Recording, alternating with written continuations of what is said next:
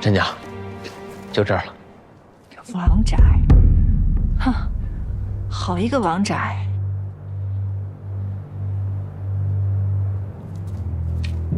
你们去后门，帮我把门打开。是。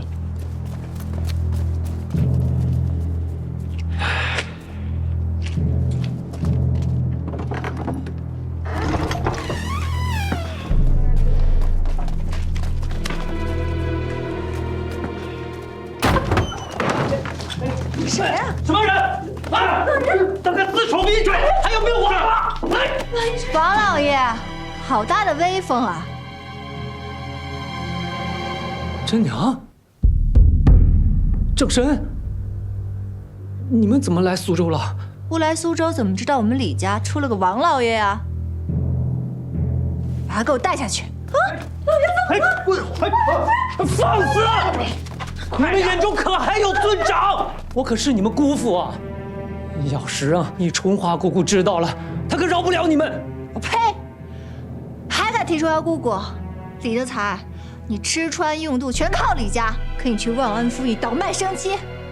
春花姑姑为了包庇你，瞒着李家上下替你做假账，而你呢？你拿着这些钱来顾外事，你对得起春花姑姑吗？那生妻本就是我六房的，我又是六房的人，为何卖不得？再者说了，男人哪个不是三妻四妾的？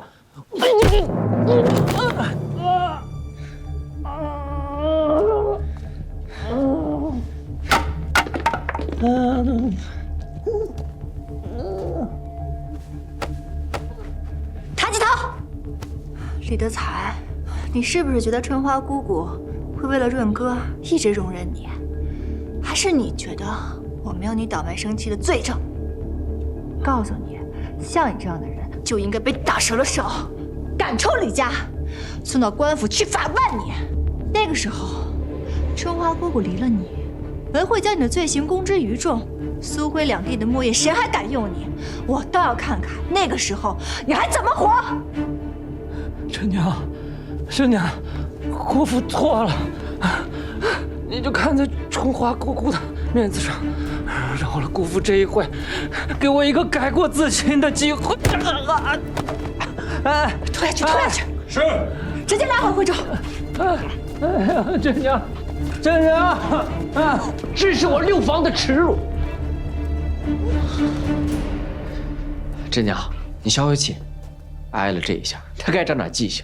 正真哥，你看看这宅子，这李德才就是罪有应得。不行，正真哥，你得把这宅子给卖了，一是填补生气的窟窿，二是可以断了他在苏州的后路。还是你想的周到。还有，你办事的时候要谨慎一些，毕竟事关春花姑姑，不要让主家的任何人知道。我明白，放心吧。春花，我错了，我真的知道错了，我错了。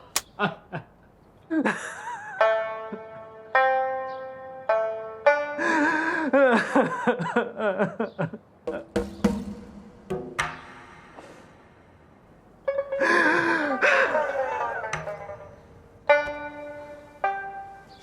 才，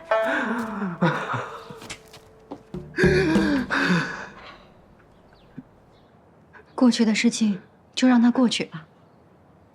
只要你以后好好对待润哥，我便心满意足了。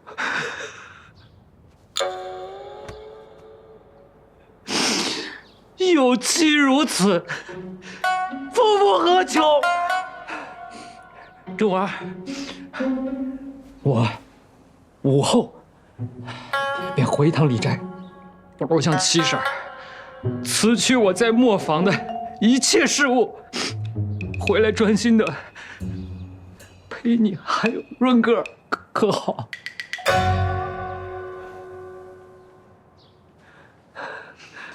两地奔波，也着实辛苦。辞了磨坊的活计，也未尝不是一件好事。只是这生期断供，那些买你生期的商人，怕是要追着你要债吧？春花，你放心，此事我已解决了啊。你哪来那么多银子啊？春花，我之前在苏州置办了一个大宅子，就想着给你一个惊喜啊，可谁成想着，唉，现如今把它卖了也罢，正好填了这个窟窿。如此便好。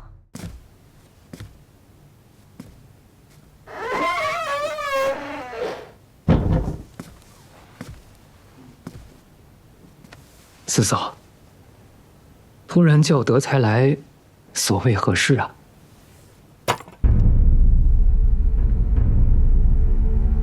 这是何物啊？怎么，你上个月才托人给芸娘带去的簪子，这会儿就不认得了？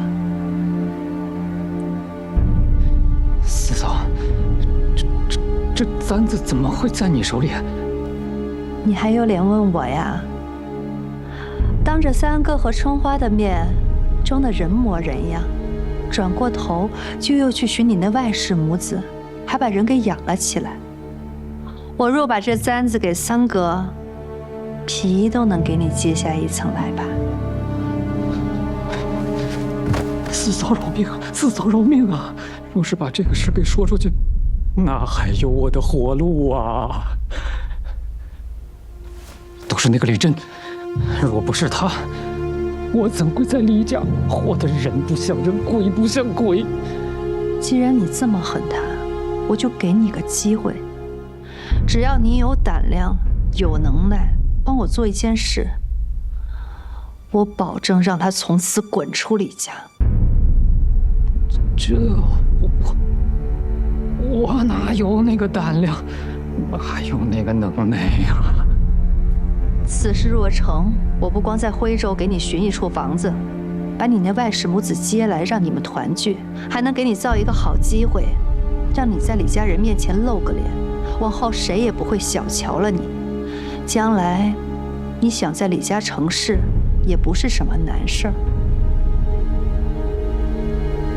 四嫂，你说的这事儿有几成把握呀？这种事，比的就是谁豁得出去。这个家，有他没我，有我没他。只要你按我说的做，此事绝无可能外露，天塌下来由我顶着。不过，你要甘愿一辈子窝囊活着，那就怪我田江月看错了人。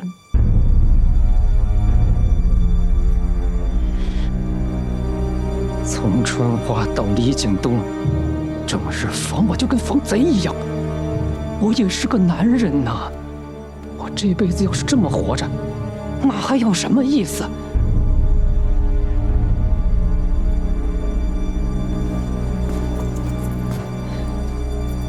此事德才应了，任凭四嫂吩咐。这柿泽墨用料与李墨传统不同，尤其这鱼鳔胶，因不是李墨常用之物，先前存料不多。如今订单上来了，我寻思着得再备些。您说的对，如今这时间来不及，磨坊人手也不够。我听爷爷说，这鱼鳔胶也是木工典期的常用之物，不如择1、2成熟稳当的胶源，向外采购一些鱼鳔胶。您觉得如何？这样最稳妥呀。那就这么办了。好。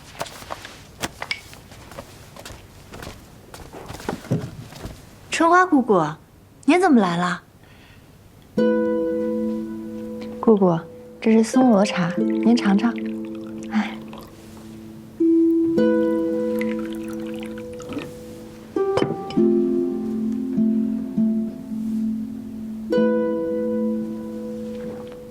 姑姑，你我姑侄2人，没什么见外的，有什么你直说吧。那德才他想回李墨，继续做事。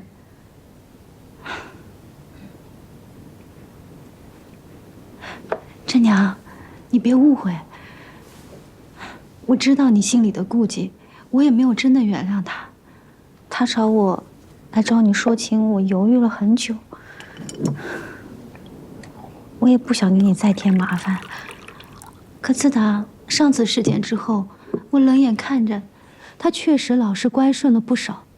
我心想，与其困在家里面胡思乱想，那还不如给他一份磨坊的活计，好安安他的心。姑姑，您是我的长辈，按理说我不该在您面前议论是非。但姑父的事情，这之前都是我亲眼看到的。他之前那般骗你，如今又逼得我们给他一个机会。说实在的，我这心里啊，确实不好受。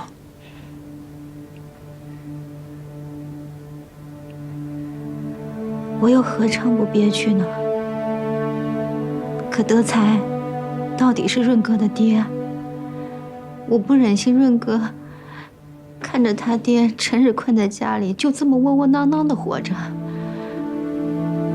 润哥现在还小，无知无觉的倒也没什么，可等他再大一点呢，那难免要被人戳脊梁骨的。既如此，那便让他来吧。真的？姑姑，你一时半刻也摆脱不了他。不若，就把他放在磨坊里，牢牢地看着他，让他先从最底层的磨工开始做起，搓磨他的性子。若是日后真的有了悔改之心，想好好做磨，我再跟景东叔商量如何安置他。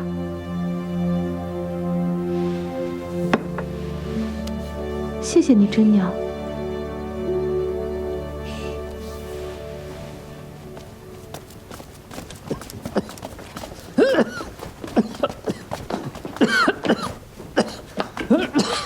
你初来磨坊，就从搓灯草开始做起吧。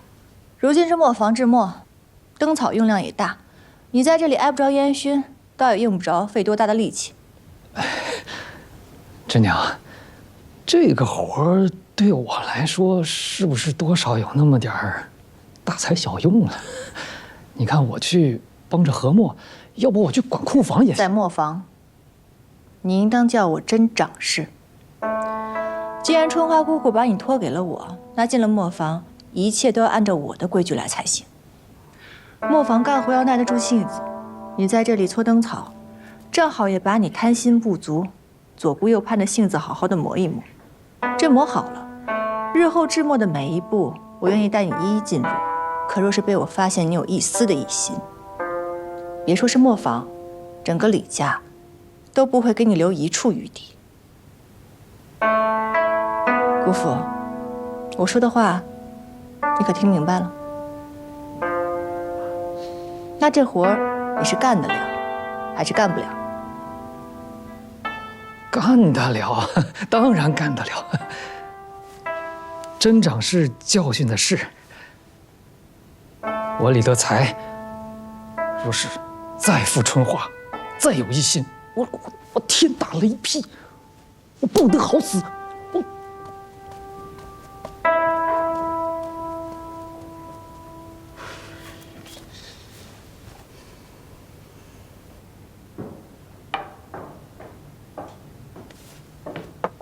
景东叔，那个混账东西呢？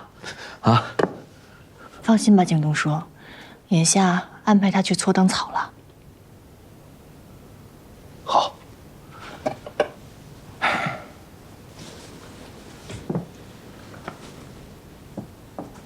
我就不相信李德才能老老实实的在磨坊待着。说实话，我也不信。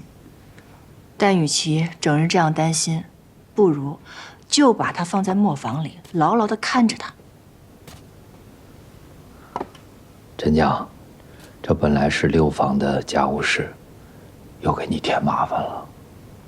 明天我就要启程去外县的宋厂，少说也要10天半月。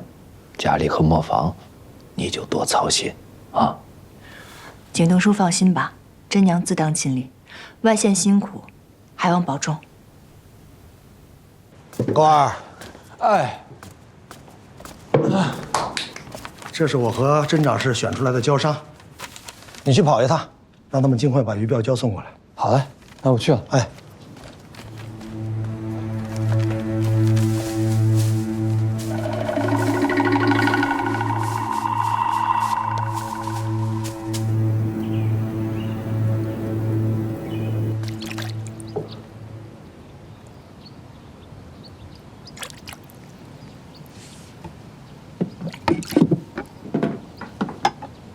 你就放心吧，我的胶啊，绝对没问题。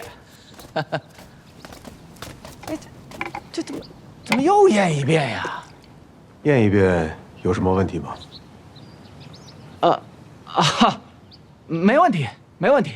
甄长士，这些胶啊，都是按照邵管事的要求制备的，自家养的鱼，刚出水就取标炼胶。这徽州方圆百里啊，您打听打听，您都找不到比我这更好的胶。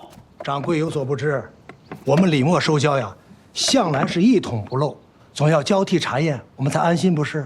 那是，那是。入库吧。包您满意。来，单子给我，跟我来盖章。好嘞。这边。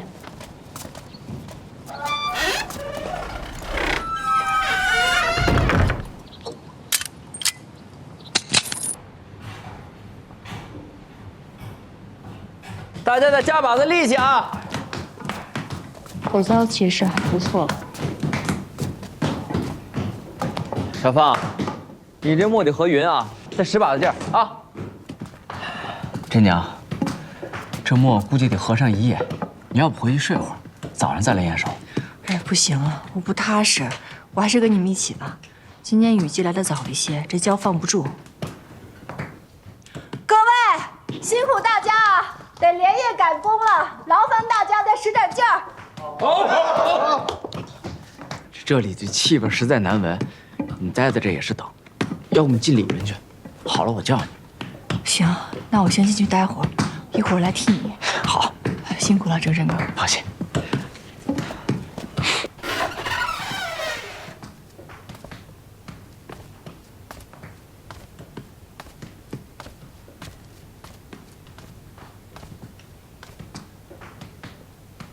哎，你怎么来了？喏、哎呦，你看，我娘熬的，怎么让你送来了？我在来磨坊的路上碰到了伯母，她说一猜你今天晚上就会在磨坊熬夜，所以给你熬了鸡汤。我呢就自告奋勇说当一回跑腿卷，这不就给你拿来了。可是，你怎么知道是你娘做的汤啊？我闻出来的。我娘熬汤就喜欢在里面放陈皮、黄芪，我从小喝到大的，一闻便知。哦，你这鼻子可是够灵的。我鼻子当然灵了。我们制墨世家，从小就要蒙着眼睛练习文墨、变墨。小的时候，正申哥跟我哥最讨厌练这个，但是我变得就特别的好。我总是在我爷爷和七祖母面前讨个好彩头。那个时候，只要我猜对一个，七祖母就会给我一块糖糕吃。我一开始是为了糖糕，才苦练我这鼻子的。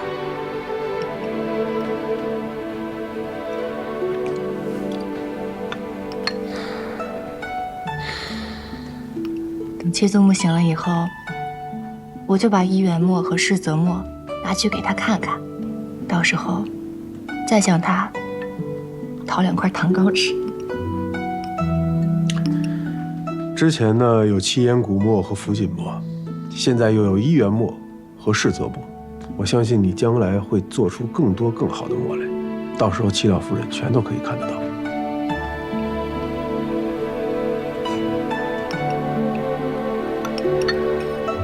说到制墨，那也巧了，你刚来徽州的时候，我才刚刚开始学制墨，直到现在，我已经制出4块墨了。像那些老的制墨家，包括我爷爷在内，一生最多也不过是做出几块好墨。我能有这样的机缘，竟都跟你有关。哼，那你就得说，我的眼光天下独一份儿，投谁忘谁。也不知道是谁，因为过墨一事把自己差事都弄丢了。哎，你还是好好跟着我，想想怎么咸鱼翻身吧。不过，就算你以后官复原职，咱们还是可以一起做世泽墨的生意嘛。咱们把这世泽墨卖到京城去，若是能卖给哪个状元郎，那咱们可就赚大了。好，好，好，我就等着了。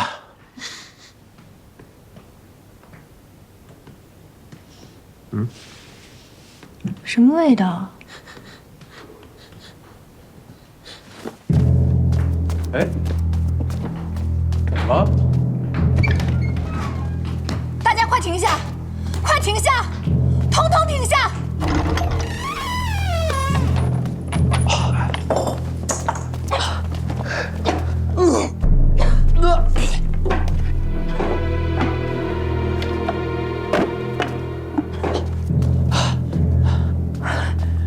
果然，这胶怎么全坏了？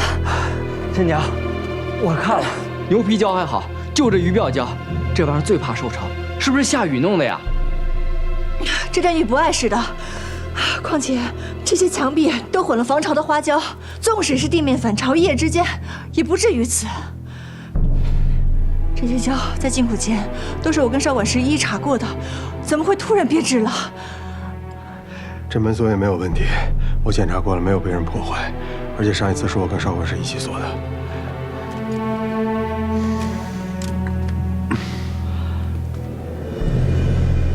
车神哥，启动架。今晚所有河的墨熬的胶通通不能倒，还有，今晚河墨的工人们，让他们暂且在这里先住1晚上。这件事情调查清楚之前，务必要保密。放心吧，钥匙给你。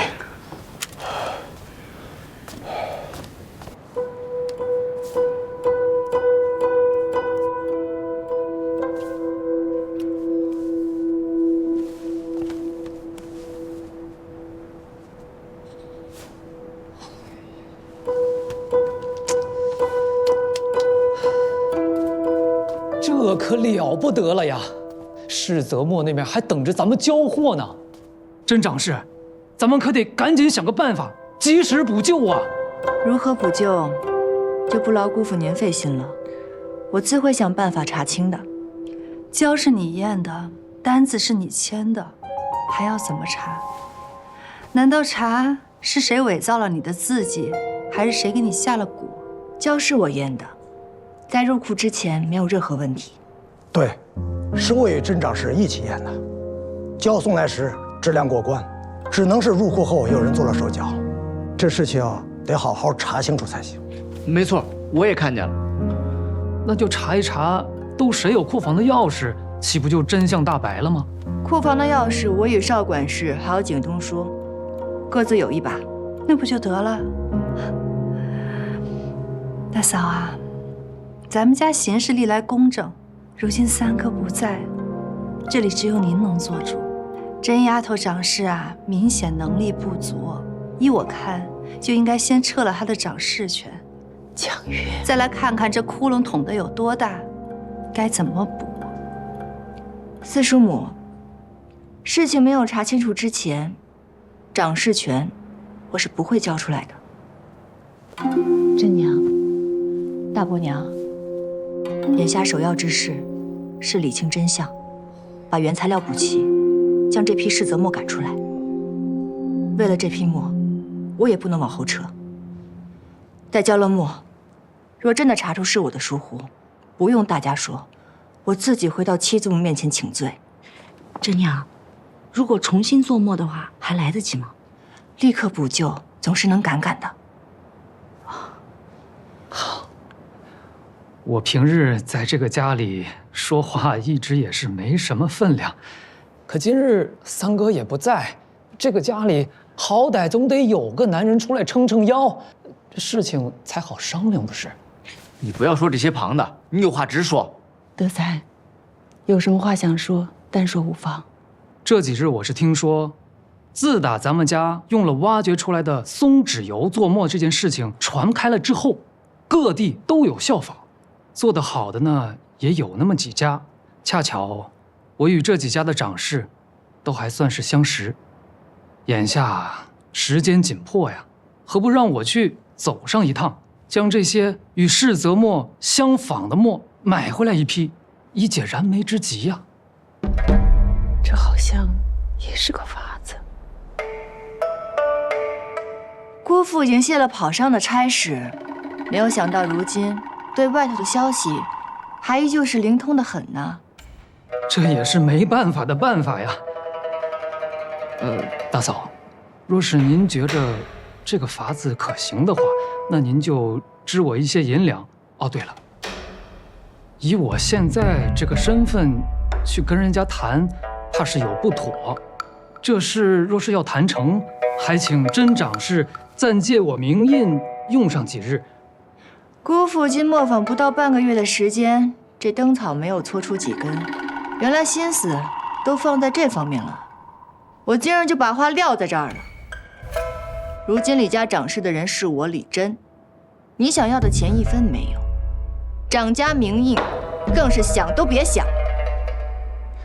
世泽墨就是世泽墨，拿别的墨来交付那就是欺诈。交不了墨，我宁可赔钱，也不会做这自欺欺人的生意。沈掌事，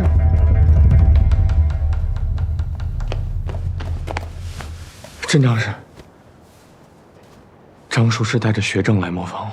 学政，他们去磨坊做什么？术士听说世泽墨出了问题，前来讨个说法。听说？又是听说。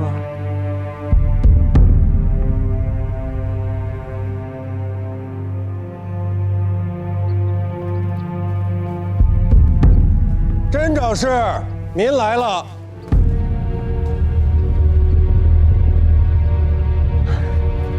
学政大人一早来访，李墨掌事李真有事远迎，还请见谅。李掌事，李墨研制的世泽墨，造福徽州寒门学子。世泽墨已经成为徽州学子参加秋闱的首选，这本是一桩美谈。不过，本官听张术士他们说，你们正在做的世泽墨出了问题。此墨可是本官亲自赐名推荐的。如果真要是出了什么差池，我怎么向学子们交代啊？少管事，我们的墨出什么问题了吗？没有呀。狗儿，你有听到什么吗？这我们都不知道，也不知道这谣言您是从何得知的呀？李真，就是从你们磨坊听来的消息。我们磨坊，张术师还认识我们磨坊中人呢，不知道是哪一位。你管我听谁说的？你就说你们制墨的胶是不是出了问题？所有做出来的世泽墨是不是都成了废墨？若因此坏了学政大人的官声，学子们再闹僵起来，你们承担得了后果吗？绝无此事。学政大人，我们李墨在徽州已有100余年的声誉，从来没有做过失信的生意。李真向您保证，交付日期一到，李墨必如数交付。既然你说墨能如实交付，那就带大家去看一看我们订的墨是不是真的没什么大碍。请。大人有所不知，我们制墨有一规矩，制墨重地，闲人不可亲近。什么破规矩啊！我看你就是心里有鬼。我们甄掌事还没让您进呢。大人，您有所不知，这制墨程序复杂，稍有不慎就有变质的风险。况且这交付日期尚未到，本就没有上门为难我们的道理。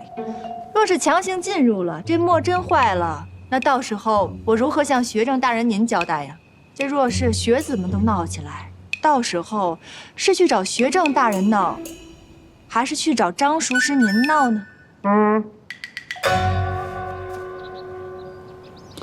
张术师，磨坊有磨坊的规矩，咱们就不要去破坏这种规矩。多谢大人。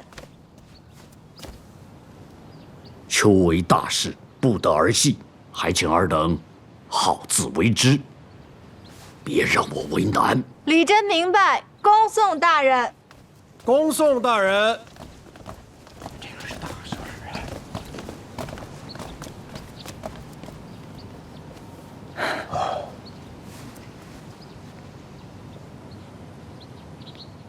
在学堂上都听得懂吗？大嫂，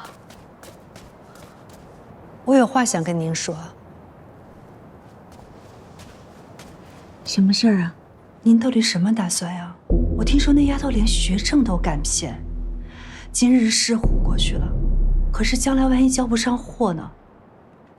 您难道就眼睁睁地看着李家受她牵连不成？你的意思我明白，但是我们应该相信真娘，相信她这个家就要完了。大嫂，我是犯过错，可是我是李家的媳妇儿，我的心是向着李家的。李真不是，他一个被我们赶出家族的人，纵有千好万好，他心里能不记恨吗？说到底，终究不是一家人。你面上宽容，心里头不得不防啊。那依你的意思，应该怎么做呢？请族老出面，逼李真让权。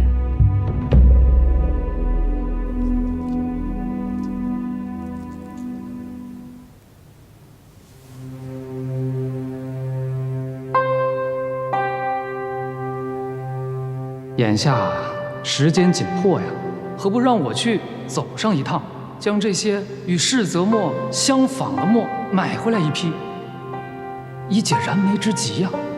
世泽墨就是世泽墨，交不了墨，我宁可赔钱，也不会做这自欺欺人的生意。世泽墨已经成为徽州学子参加秋闱的首选，如果真要是出了什么差池，我怎么向学子们交代啊？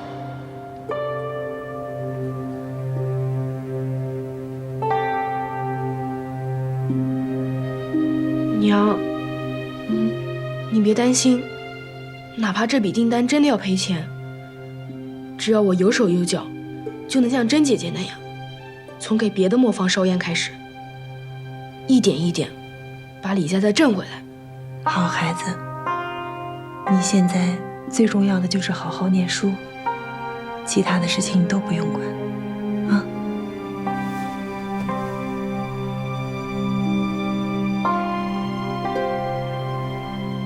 世泽墨不同意其他的订单，我倒是觉得，德才说的也是一个方法，哪怕交出的不是我们李家的墨，也好过交不出墨来。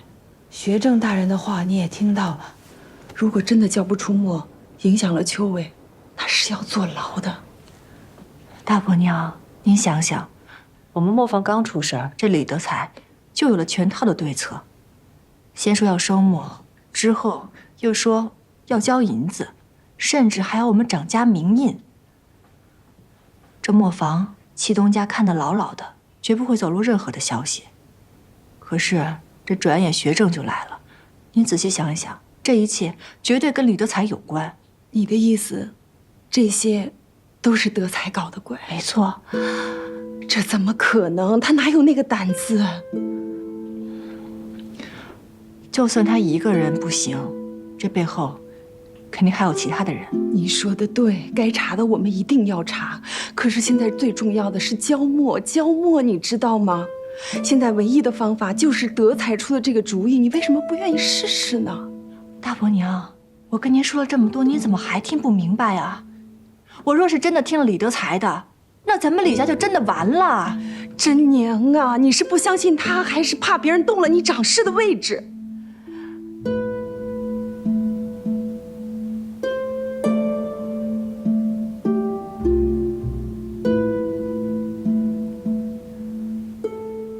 这掌事权是七祖母亲手托付给我的，若是收，也得是他老人家亲自收回去。李默，我不会交给别人的。大伯娘，这磨坊还有其他的事情，我先去忙了。您也好好想想吧。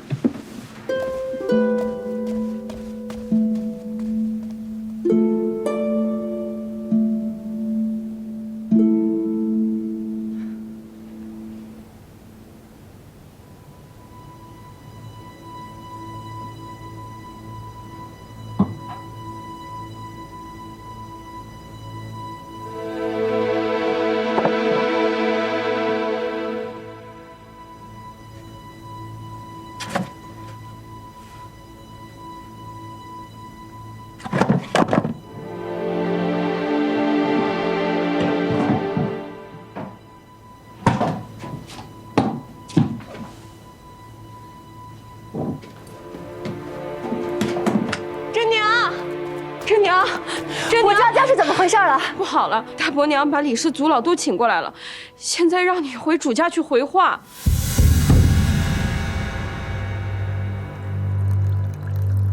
族老请。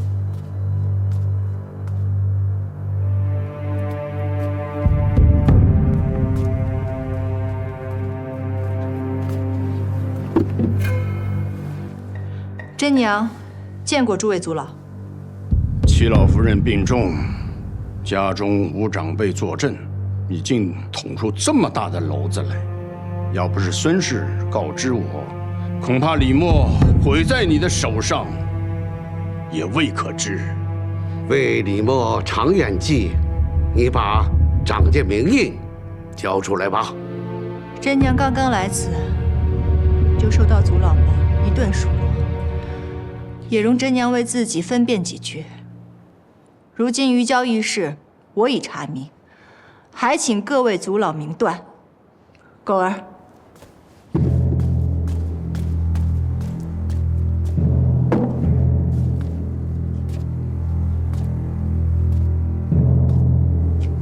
有劳四叔母。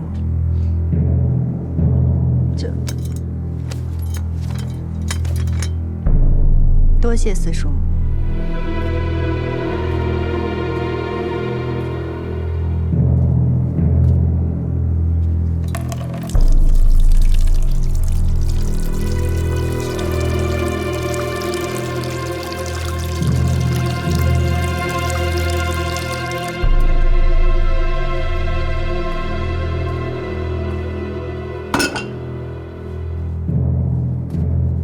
诸位族老，请看，这鱼胶一事，是有人对着胶桶动了手脚，换了桶底，却没有做防水。这几日接连下雨，桶底受潮，这才导致鱼胶腐坏。真娘，看来真是胶商搞的鬼。这人是谁？抓住了吗？我去抓的时候，此人已经逃跑了。如今事情已经明了，鱼胶一事是有人蓄意暗害李家，保不齐还有人里应外合。磨坊那边，真娘已经着人紧急买了鱼胶，全力赶至市泽磨，还请各位族老放心。这暗害之人是要抓，可当务之急是得交墨呀。我看得让德才尽快的去收购成墨，确保如期交货，才是最要紧的。是，金元媳妇儿，还是按照我们商定的法子来吧。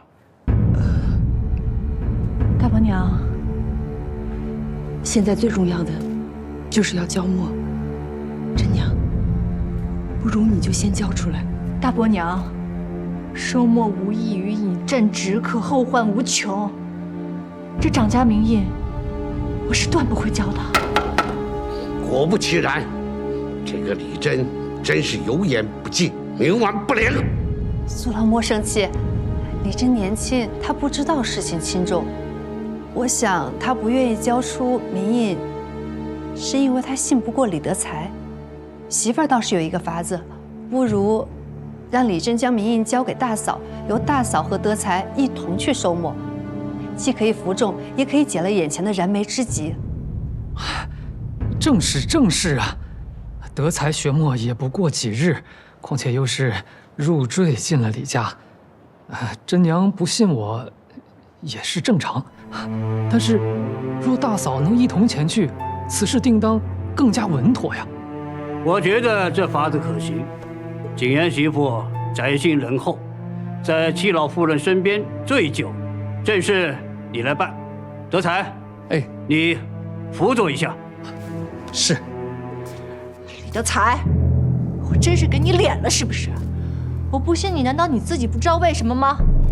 你饲养外室在先，又瞒着春花姑姑倒卖生妻敛财。若不是春花姑姑一再苦苦相求，我又怎会放你来磨坊上工？刚来磨坊没有几日，便出了这余交之事。你此等吃里扒外之人，又怎会如此好心对李家？我问你，你跟那些磨商们是不是早就勾结好了，就等着赚李家的银子呢？还是说，这余交一事里应外合之人就是你？啊！李真，你不想交出掌家名印，就往我头上扣屎盆子。我虽是一个赘婿，人微言轻，那也不能允许你平白无故的这么冤枉我呀！李德才，我为了李家，那是鞠躬尽瘁，一片丹心呐！哎呀！是李真，在族长面前竟敢对长辈动粗！真娘，田江月，你这上蹿下跳的，别以为我不知道你想干什么。你今日不就想借族老和大伯娘之手，逼我交出掌家名义，逼我离开李家吗？我告诉你，今时不同往日了，我不会随了你愿。若是被我查出这幕后之人有你一份儿，我定不会轻饶。真是狂妄之极！今日我们将根据祖宗的规矩，拟一份公议，即可罢黜你的掌家之位。祖宗规矩？什么祖宗规矩啊？各位族老怕不是忘了，我们八房早已被除族。若是真计较起来，我李真压根就不是什么李家人，而你们也根本管不了我。岂有此理！这不是招回一个白脸狼吗？我若是白眼狼，那你们这些族老便是被猪油蒙了心。敢问各位族老，我帮李家复原出七眼古墨之时，被他们诬陷偷磨坊的时候，你们在哪儿啊？这磨坊被毁，我挽回磨商，重建磨坊之时，你们又在哪？宋温肆虐，他田家强征宋才时，我李真想出了松之油，帮助李家度过了一次次难关。这桩桩件件，难道你们都忘了吗？出事之时，未曾见你们帮过李家一次，可如今不分青红，却偏袒这些小人。我告诉你们，这李家是七祖母亲手交给我的，除非七祖母她老人家醒了，亲自来拿，否则任凭谁也休想拿走这掌家名印。真是反了天了！来人，将这忤逆女拿下，将掌家的名印给我搜出来！我看谁敢！李氏全族已不再认这个掌家人了，你们怕什么？给我上！谁说无人认他？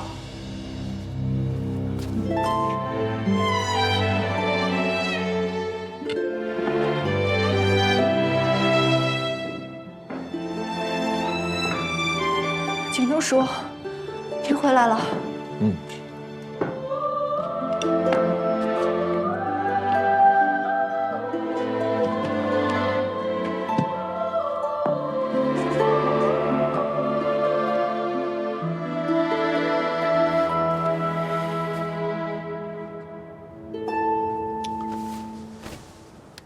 晚辈李景东有礼了。各位长辈，请安坐。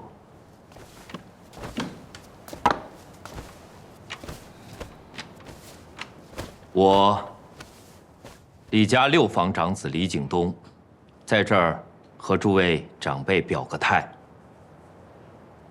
我侄女李珍就是李家的长家人，谁有不服，尽管来找我。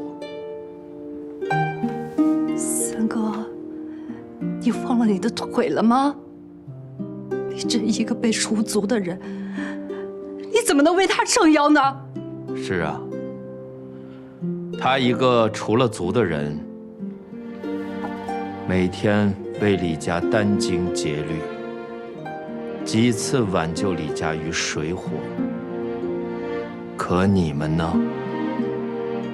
几次三番，使绊子，泼脏水。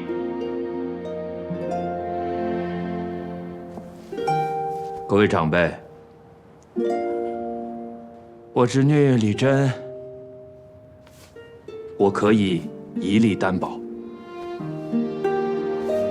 请给她5日的时间，届时一定给大家一个真相，并且给出按时交付订单的法子。诸位长辈，你们觉得可好啊？要是5日之后还没有说法呢？那我便自行退权，绝不会让各位族老为难。那好吧，今日之事就此作罢。5日之后再见分晓。各位长辈，慢走。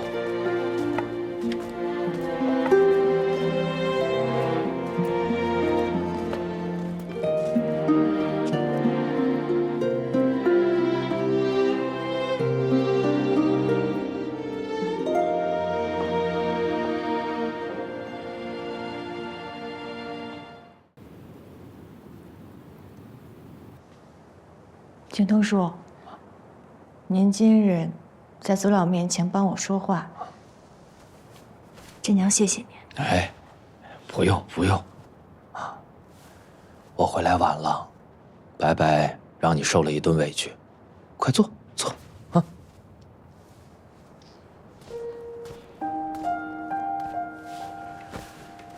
哎呀，咱们李墨这些族老啊，平日受李家供养，啊，关键的时候帮不上忙，竟能添乱。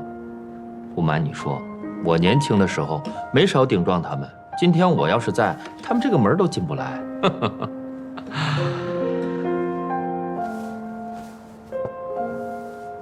景东叔，这是这些年来您第一次在旁人面前跟我叔侄相称。早该了，早该这样了。嗯，对了，你莫怨你大伯娘，她一向是明事理的，而且总是站在你这一边。今日也不知道她是怎么了。还不是因为李德才跟田家院的撺掇。我今日都看到了，这煽风点火之人，8成就是田江月。又是这个田江月，又是这个田江月。景都说，眼下最关键的是要抓到胶商，拿到证词才行。另外，要买原材料，将受损的墨及时给补上。你说的对，我好好琢磨琢磨。啊，哥，田江月悄悄派人传来了口信，让咱们一定看好那个胶商，他怕被李珍抓住了把柄。咱们这个三表姑，胃口倒是大得很。那胶商现在怎么样了？咱们的人一直看着呢。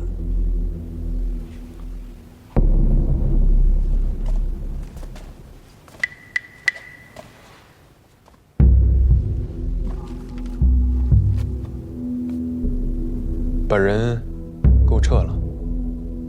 这是为何？万一那个胶商被人找到了，咱们岂非前功尽弃了？这件事牵扯到了徽州学子，秋闱在即，只怕会越闹越大。咱不能再沾手了。但现在当务之急，咱们是要……我知道你在想什么，可这棋得慢慢下。这一步的目标我们已经达到了。这怎么一下多了这么多苏和油墨的订单啊？这才是刚开始。李默出事的消息一传出来，就已经有几个术士转向我下了单子。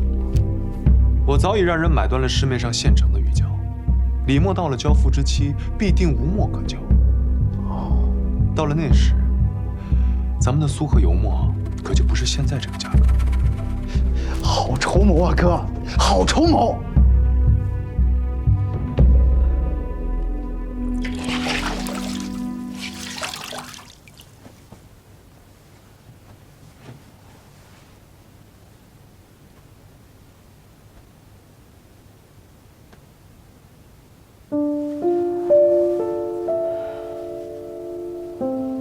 如君，你该醒醒了。家里闹起来了，你家真娘身上的担子太重，怕是要顶不住了。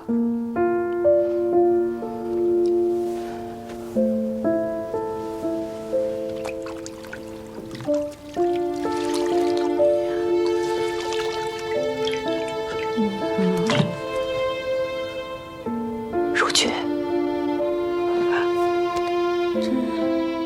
如君，如君，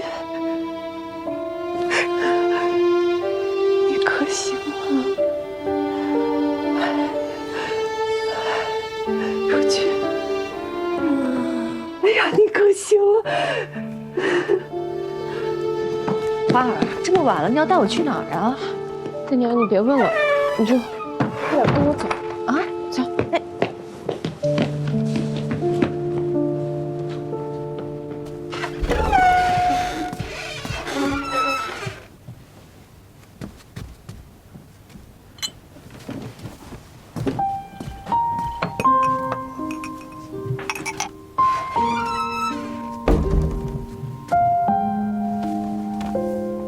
季祖母，你醒了，你吓死我了！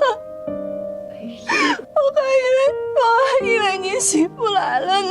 你别哭啊，这祖母还没看到你新做的墨呢，怎么舍得离开你呀？不哭，不哭。七祖母不是醒来了吗？不哭啊！七祖母，是我不好，真娘没能把这个家管好，有愧于七祖母。真娘，是七祖母有愧于你呀。花儿啊，把家里的事都跟我说了，怪我这身体不争气，没撑住。完了，跟你大伯娘那边也没交代清楚。七祖母，虽然我没有证据，但我知道这件事情跟田将军还有李德才脱不了干系。我知道他们就是想方设法的想赶我走。上一次墨风泄露，孙女虽说是负气离开，但说到底，人还是在逃避。可这一次，我既是替七祖母您接下了掌家的责任，我便不会再后退一步。真娘，你放心，七祖母醒了，没有人再敢欺负你。七祖母，您放心吧。如今，孙女不再是一个人了。如今有景东叔跟我一起想法子赶工制墨，七东家帮我对茶浇上，七祖母醒了，孙女浑身顿时充满了力气呢。哎呦，我的真丫头，真的长大了，好，好，你们都都听好了啊！我醒来的事，切切不可让旁人知道。只有这样，我的真娘料理起来会更坚决，更容易一些。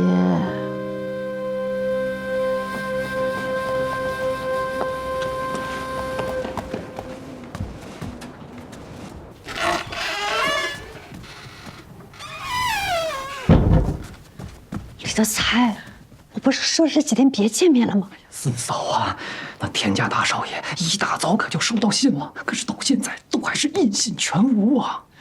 我今天守在田家大门口守了整整1天，好不容易才守到田家二少爷田本胜。我问他那娇生现下如何，他跟我装傻充愣。哎呀，这事要是田家不管，那七九迟早是要把那娇生给抓回来的呀。到时候我们可如何是好啊？四嫂，哎呀，四嫂啊！这可是你指使的我，让我去找焦商，在那桶上做了手脚，也是你让我把消息透露给田家的呀！你可不能不管呐，四嫂啊！李德才，话可不能乱说呀！我告诉你，这件事情跟我没有任何关系，你别逼我去三哥那里告你私藏外室的状。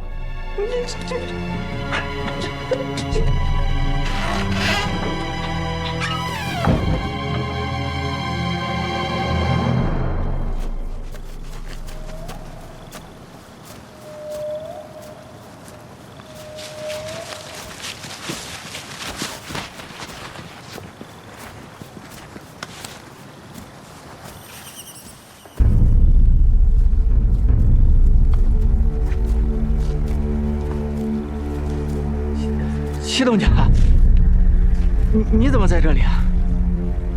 来尝尝你们家的鱼。哦，这鱼现在正是肥美的时候，你们慢慢吃啊。我还有事儿，先走一步，告辞。让你走了吗？我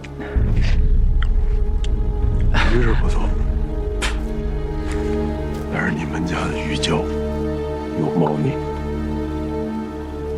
哎呦！祁东家，这鱼胶交货的时候，你们可都是验过货的呀，这买定离手，这之后的是好是坏，那就与我无关了呀。我只是一个老实巴交的商人。我这点，不承认是吧？我没什么好承认的。拿着。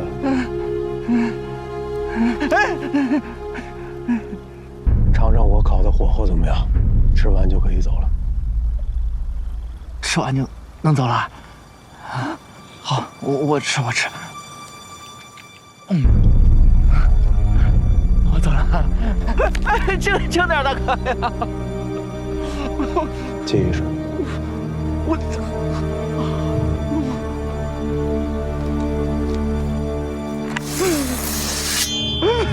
饶命啊！这把刀前些年送走过很多人，这2年好久没开荤了。你再吃最后3口，吃完我亲自送走。不要饶命啊！吃。我吃。3口。2口。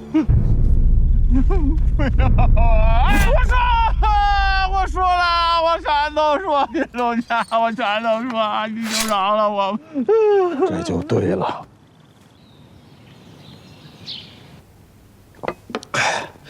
谢谢，还真给猜着了。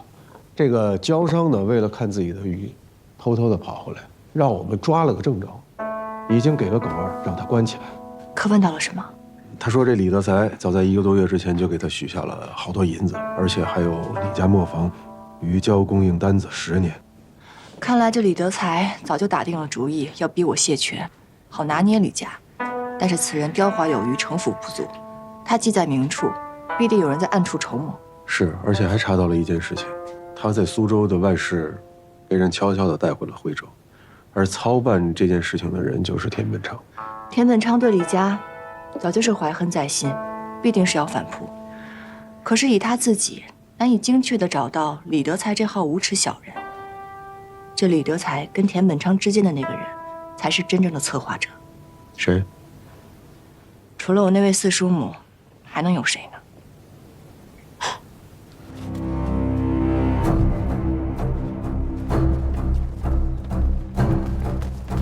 抓住他！快抓人！李德才！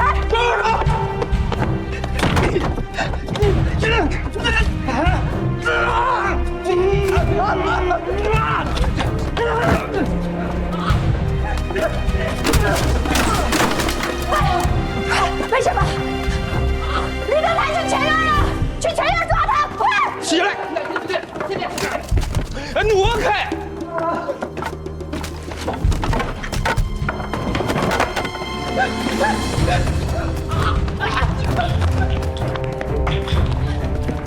李德才！这混账跑得很快。姑父，李德才，你给我起来！别动！哎，别动！都往后退！你干什么？幼儿！往后退！好，你伤害孩子！救我！李德才，你放下郑佑，有什么好好说。你闭嘴！我让你们逮着，还不就是个死？现在这个臭小子，正好就是我的保命符，天不绝我呀！你们都给我往后退！德才，你别伤害幼儿，幼儿可是你看着长大的孩子，你怎么忍心啊？你还是不是人呢？你少废话！你们李家人什么时候拿我当过人？滚一边去！李德才，你不是想要一个人质吗？好，我是李默的长室，我跟郑佑换，任凭你处置。你别动！我把他放了，换你。亏你想得出来！你当我傻是吗？他想我才好摆弄他，哪里像你？少跟我耍什么花样！我告诉你们，想要让他活命，就都得听我的。好，我们听你的。那你说，你想让我们怎么做？我要1000两银子，我还要1辆马车，还有，你们现在就把荣哥还有芸娘给我接过来。等我们上了马车，出了城，我们安全了，我就把这臭小子给放了。李德才，你做你春秋大美梦，你给我闭嘴！你个死瘸子！你敢把我死瘸子？德才，我求求你了，我求求你了！你们再跟我废话，你们信不信我现在就宰了他？我答应你，去，按照他说的做，快去！李德才，快把郑佑放了！娘，李德才，我告诉你，今天郑佑要是有什么好歹，我赵锦不会让你走出李家门。你个疯婆子，李家不是把你赶出家门了吗？你个丧家犬，这事跟你有什么关系？是，李家的事我不管，但郑佑是我侄儿，婉仪是我大嫂，你欺负他们就等于欺负我，这事我管定了。李德才，放下郑佑，别怪我的刀不长眼睛。你别过来！你别过来！幼儿，娘，绑起来，关柴房里。没事吧，幼儿？刚才不是挺厉害的吗？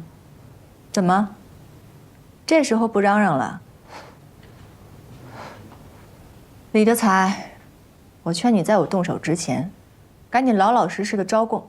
真娘，姑父知道错了，你就饶了姑父这一回吧。你看在春花姑姑的面子上。哎呀，姑父，李德才，你还真是有意思啊！都这个时候了，还这么厚颜无耻。我们李家没有你这样的败类，别给我耍嘴皮子了，赶紧给我招供。我招之前，你让我看一眼春花。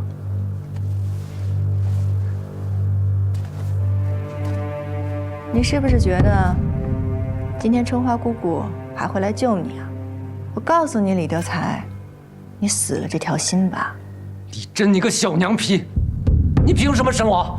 我要见李春花，我要见李春花，春花，春花，别打，春花，春花，春花，真娘，别打了，春花，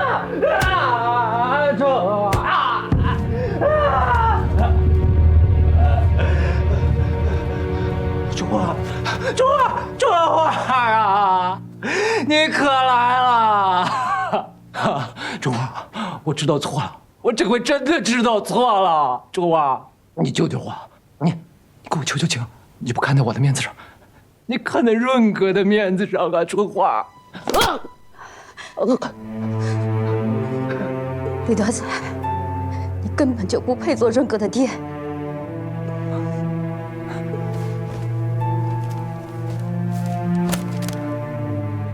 和离书，我已经写好了。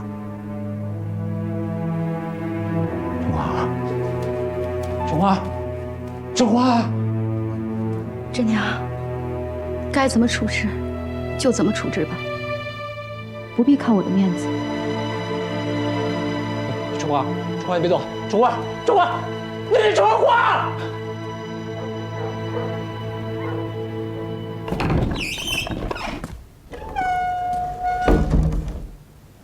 娘，娘，你醒了。是我不孝，我应该陪在你身边的。可是娘，万一真的做错了，请娘罚我。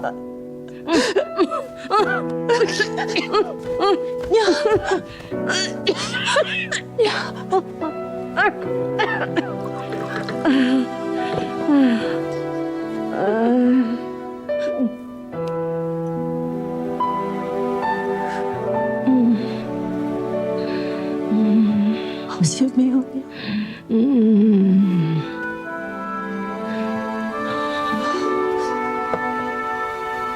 来，坐在娘身边，娘好好跟你说几句话。娘，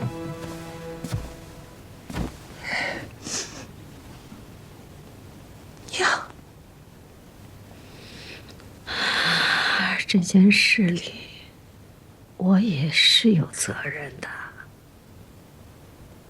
13年前，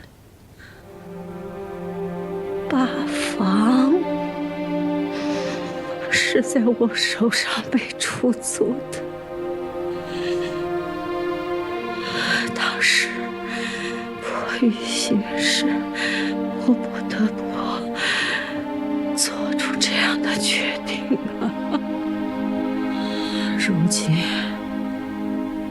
八房归不了宗，李家4分5裂，我有愧于李宗。我一定要让八房回来。这第一步就是让真娘担起李家的责任。娘的心思我懂的，你的心思娘也懂。按理说，这齐房的顶梁柱应该是正佑。娘这心里原本也是这么想的，可是你也看到了，李默一年不如一年的。若是现在没人能挑起偌大的磨坊，等不到周佑长大，我们李默就成撑不下去了。娘，万一知道该做什么，娘放心。七祖母，七祖母，春娘，大伯娘，七祖母，李德才已经全都招了。余教一事从头至尾都是田江月在幕后指使。这李德才勾结教商，与田家里应外合，想钻施泽墨赶工的空子。我已经叫狗儿守住了田江月的寝间，如何处置，全听七祖母您的。我去见见他，扶我起来。镇长是，四少奶奶她不见了。不见了？怎么回事？东北上下都看遍了，哪儿也没找到。他应该在余良渡。13年来，他每年的今日都会去给景琦烧点纸钱。老夫人，祠堂不知被谁给撬了锁，景琦少爷都牌位不见了。什么？快去！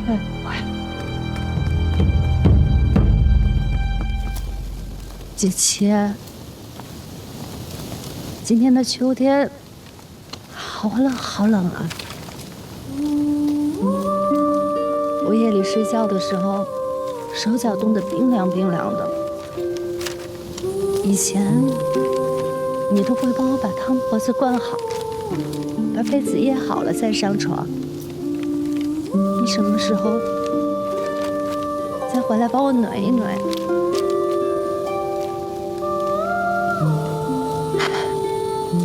不回来也好。这个家早就不是当年的样子了。咱们的仇人现在堂而皇之的当上了李家的长侍。娘、大嫂、三哥，每一个人都对他点头哈腰，不如少林的。他们都把你给忘了，但是我不会。琪琪，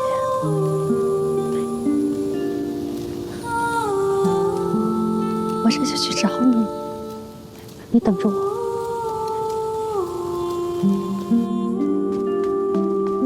大伯娘，你慢点，他真的在这儿。江月，江月，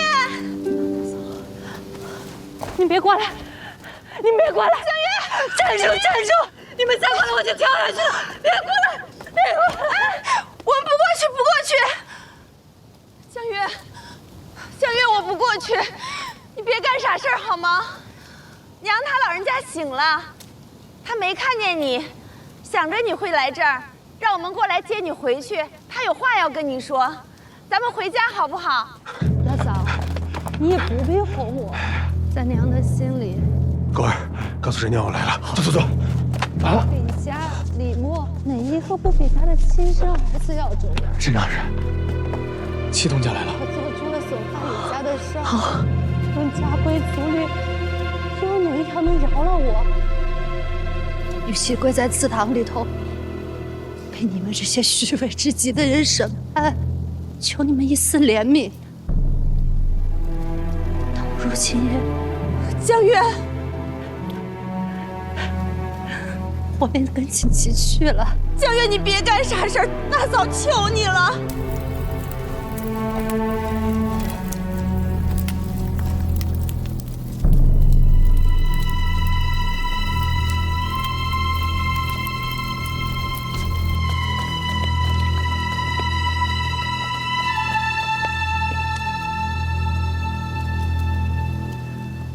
陈江月，一心求死算什么本事啊？蛮横了这么些日子，别临到头让我看不起你。你不是一心想赶我走吗？来呀，再跟我斗上几个回合啊！怎么，怕了？这就要认输了？陈江月，我看不起你，在我心里，你就是一个孬种。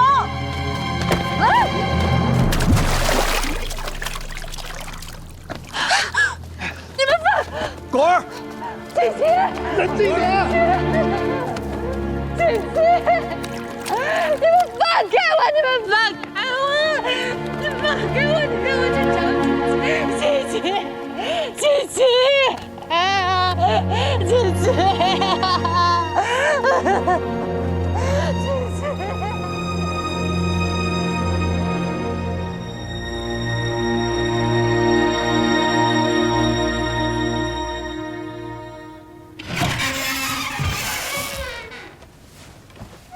七祖母，您怎么起来了？真娘啊，你四叔母呢？在正堂，九能叔看着呢。同我一起去。家里的有些事情，你该知道，你是一家之主了。七祖母，您刚醒来，不可过劳，万一受了凉怎么办？您快回去，有什么交给我们就行了。跟我去。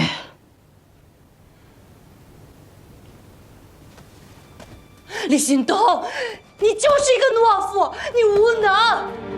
要不是你投降了，这个丫头怎么能在我们家耀武扬威，对我们呼来喝去的？我们可是她的长辈呀。这个家刚朝没了，规矩没了，眼看就要败了。你最好派人一时不离的盯着我，否则我撞墙上吊自强在你们李家，让别人看看李家的媳妇儿是怎么呼唤把你们逼死的。放开我！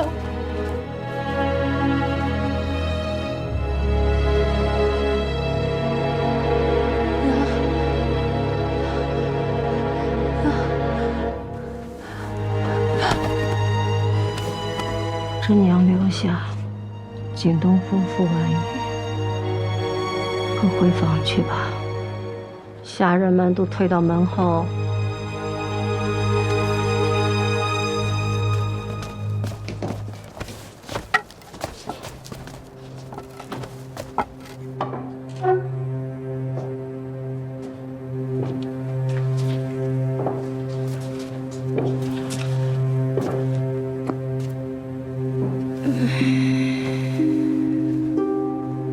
江月呀，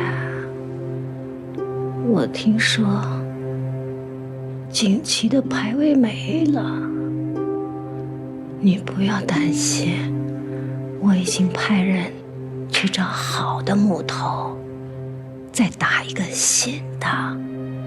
我们好好的把它供进祠堂里，好不好呀？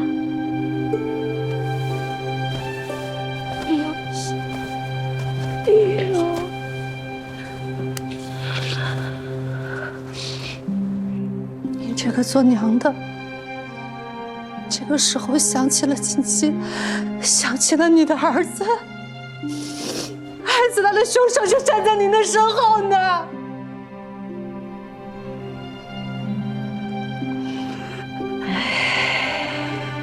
佳月，来，让娘拉着你的手。哎，江月呀，娘知道你心里啊一直想着锦旗，对吧？锦旗走了，娘就想着，若是你不想待在李家，娘不强留你。谁知啊，你这辈子就认准了他。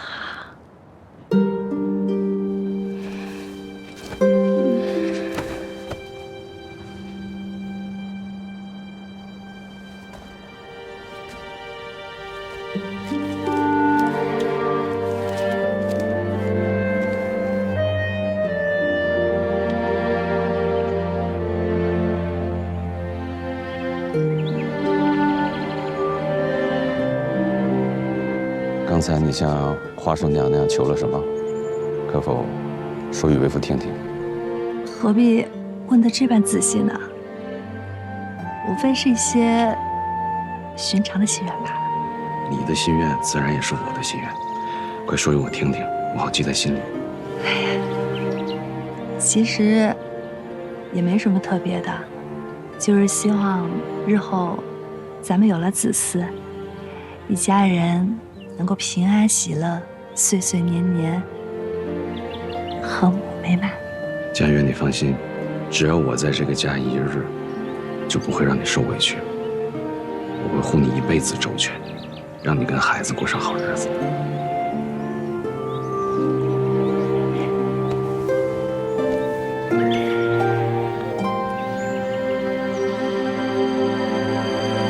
所以这些年来，你时时跟娘闹，娘次次心软，是因为娘从心底里敬重你，从心里心疼你呀。我们李家在徽州是个传承了数百年的大家族，我们对儿孙的嫁娶是有着自己的规矩。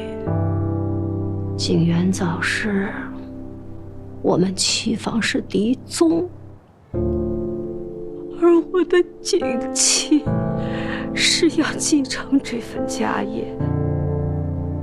我们家早就给她选好了门当户对的媳妇。你们这桩婚事，我开始没松过口，后来是景福陪着景妻，在我的门口整整跪了2天2夜。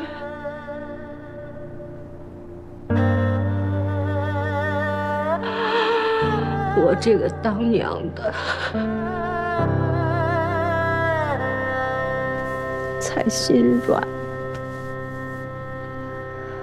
我当时就心想，我一定要上门看看，看看我儿子非娶不可的姑娘。我还记得那天，我坐在你家，你迎面向我走来，规规矩矩的行了个礼，是那样的乖巧。当你行完礼，抬起头看我的那一眼，我就认准了你是我李家的媳妇啊！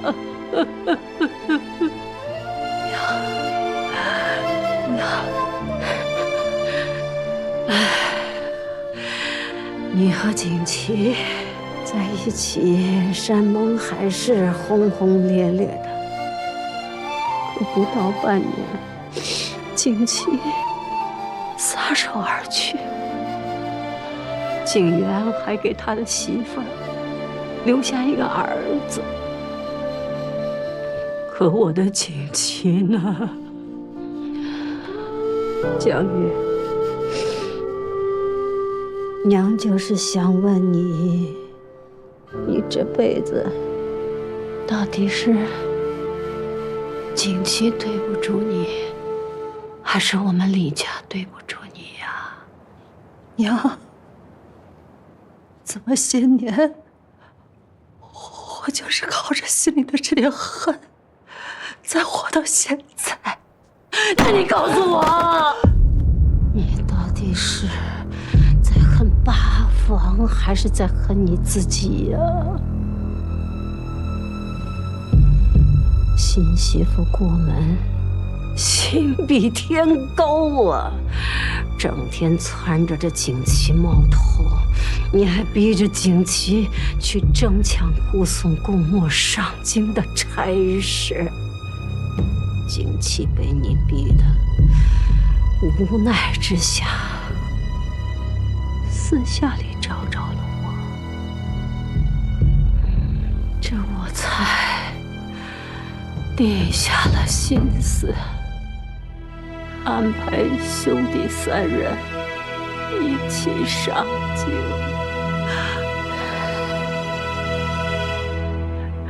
一起上京啊！这件事你应该记得清楚。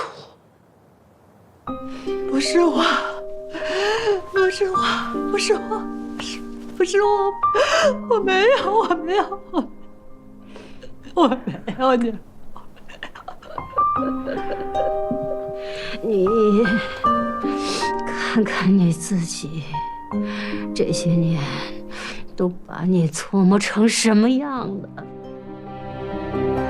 景琦泉下有知，能安心吗？如果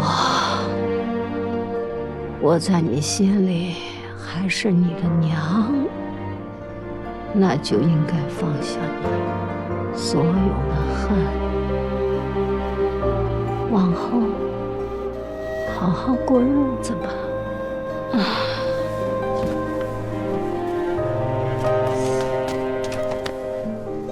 还有，无论如何，不要放弃自己的信任。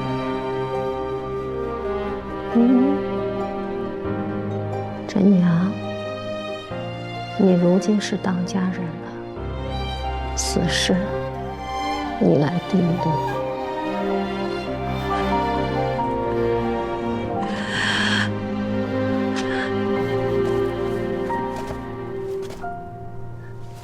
娘，娘。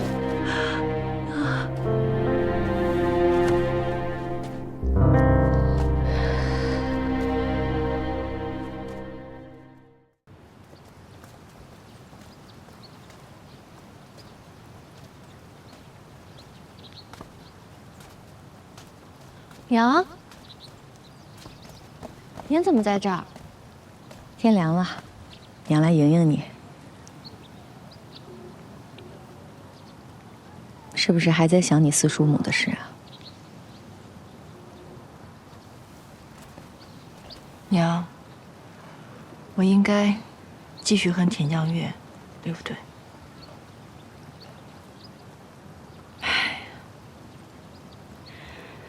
这10多年来啊，娘反反复复在做同一个梦，梦见我一直在敲李家的门，好像这门敲开了，你爹就还活着似的。可是李家的门怎么敲都敲不开，您怎么从来没有跟我说过这些呢？以前你年纪小，我跟你说呀，怕你心里不高兴。但是现在你长大了，娘也没什么好瞒你的。我告诉你，我恨李家，我甚至暗暗发过誓，我这辈子绝对不会再踏入李家大门半步。可是昨天一听说你和郑佑出了事，你们被欺负了，我想都没想，我就冲进李家了。站在院子里的时候，我才意识到，我怎么就一脚迈进去了。其实也没什么大不了的。娘，李家宅子里的所有人，好像都被遗憾、怨恨困在了原地。是啊，所以只有我迈出这一步，才能放下过去。放下过去。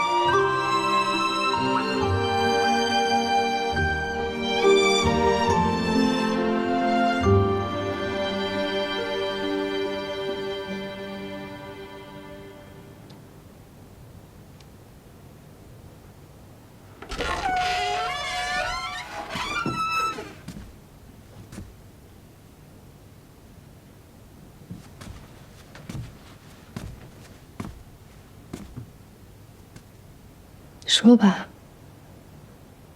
你打算怎么处置？我给你时间收拾，半个时辰后出发去西郊。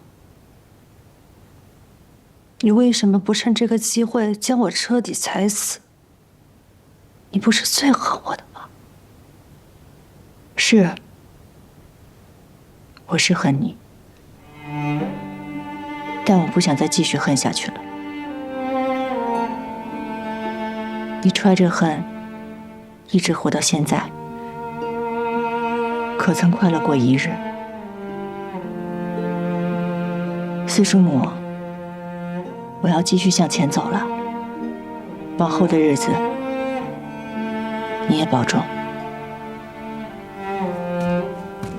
你说不恨就不恨，我没你那么大度。李真，我会恨你一辈子，恨你们八房一辈子。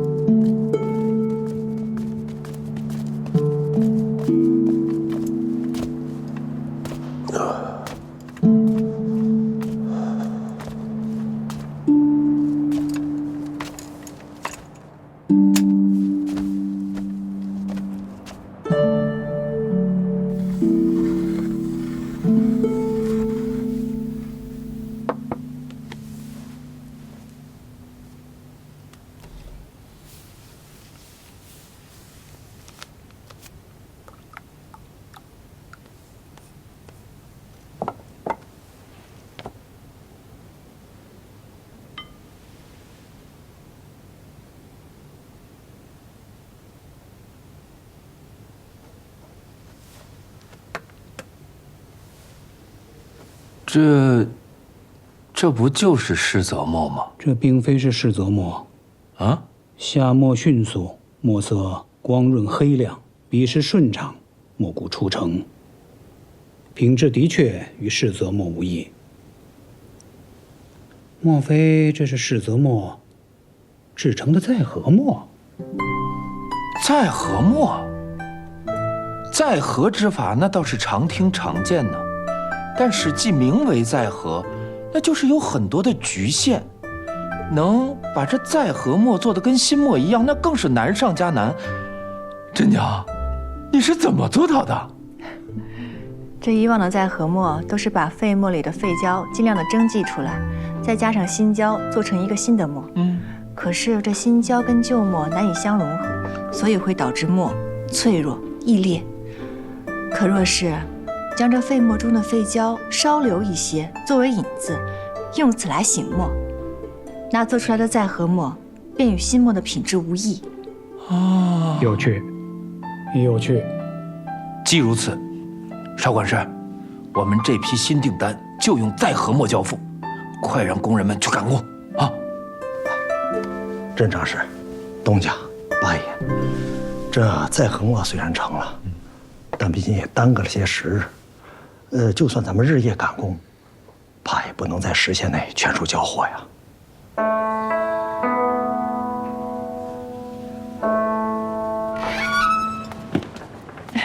邵大哥，你们家七栋，我们东家睡觉呢。睡觉？东家看您在研制新墨，怕有人再来使坏，都2、3天没合眼了，非得自己守着。我这里有一些帖子，想劳烦他帮我送到墨轩，我进去看看他。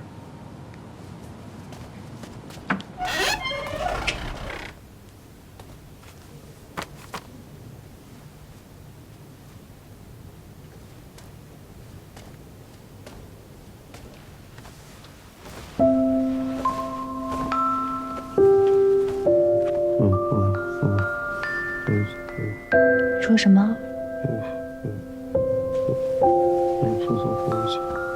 什么？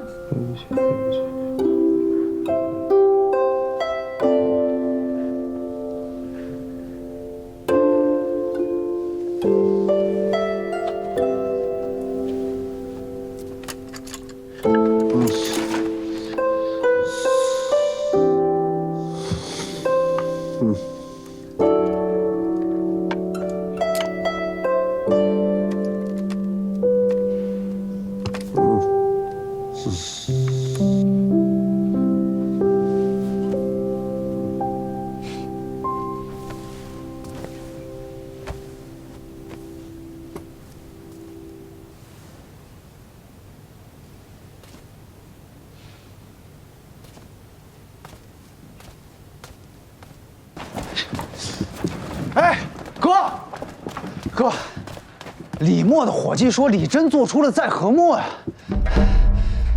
慌什么？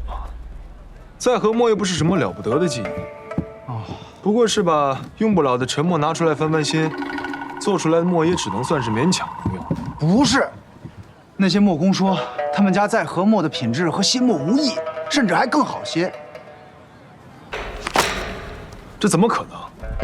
尽长他人士气，灭自己威风。不是，退一步说，就算李真这会儿真做出了顶好的墨，离他们订单交付只剩寥寥几日时间，说什么都晚。对呀，这么说就是那李婆卖瓜，自卖自夸。大公子，刚听说李默的少管事把各家磨坊的掌事都请到了李默，说是有要事相商。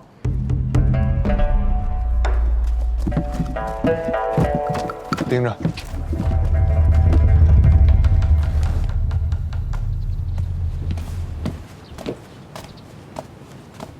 各位叔伯，这李默进来的事情，想必各位叔伯早已知晓。今日请大家来此，是有一样东西想同大家分享。少管事，劳烦您分给大家。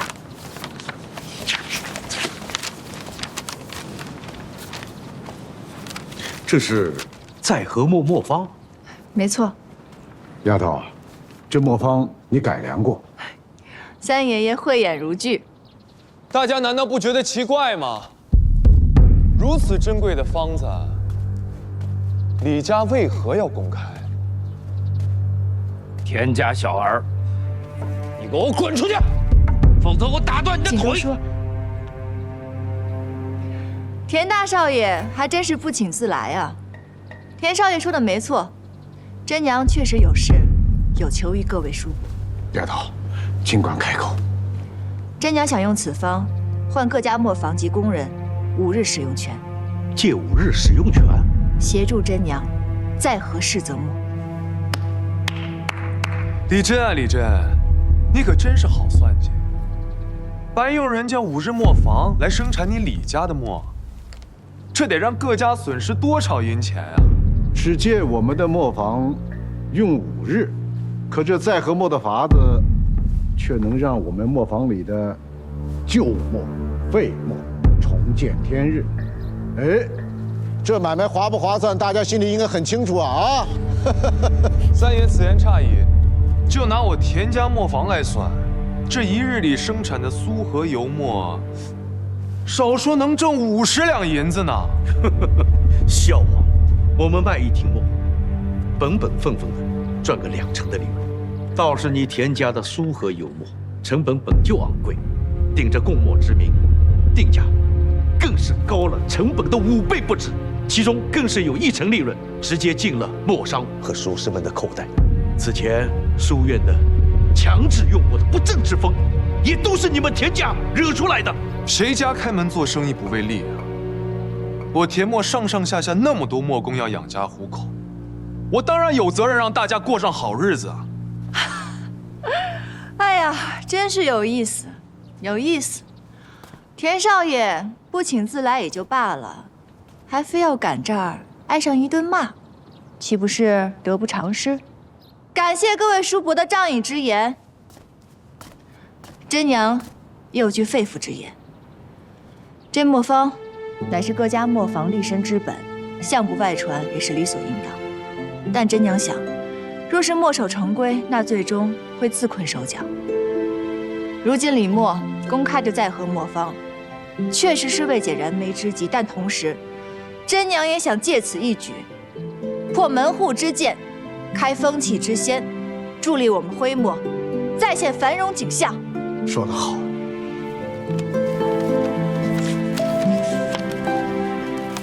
郑丫头，李默现在和磨坊，负责整个徽州墨业。陈默愿领订单300挺。多谢三爷爷。诸位，有我陈继如担保，大家尽可放心。潘默愿认150挺。谢潘掌柜。我也敢以潘默信誉担保，诸位不必担心。我黄默认领100挺。于默认领50挺。真娘，感谢各位叔伯。七祖母，之前积压的施泽墨的订单，如今都已经如期交付了。干得漂亮，这丫头，你辛苦了。李默的难关终于渡过去了。真娘，你能让徽州那么多磨坊倾力相随，你合的已经不只是墨了，是我们徽州墨业的人心呐。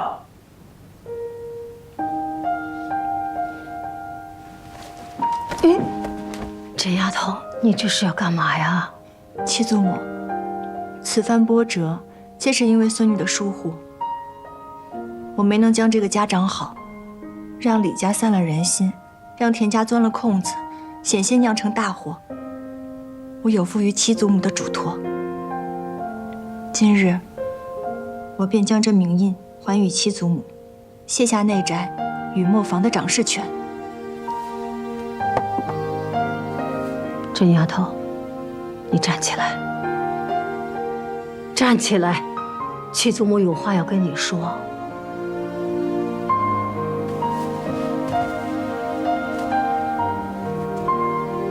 七祖母不允许你这么说自己。你这个老祖母，大睡了一通，一觉醒来，我们李默，我们李家，好的不得了，这订单都接不过来呀。你再看看你景东叔，完全就是变了个人似的。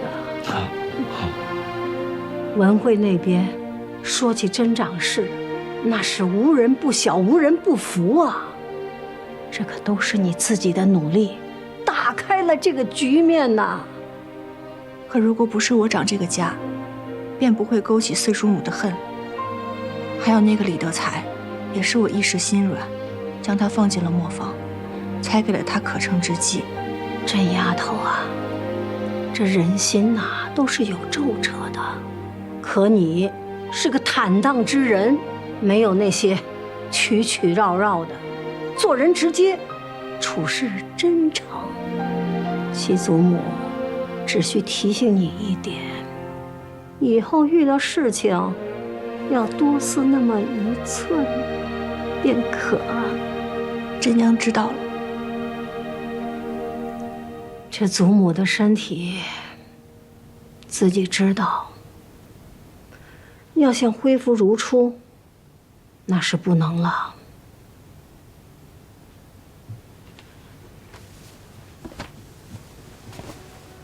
真娘啊，七祖母想让你继续撑住这个家，行吗？若是李家需要我，我自是愿意的。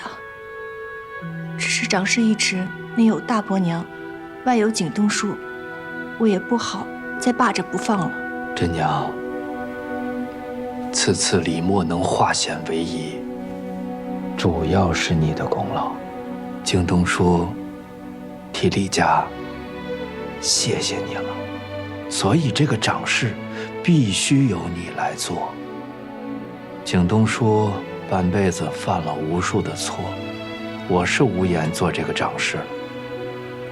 你大伯娘呢，又有正佑要照顾，那更是无暇分身。所以，你继续做这个掌事吧，好不好？今天不只是你七祖母求你，景东叔也求求你，好不好啊？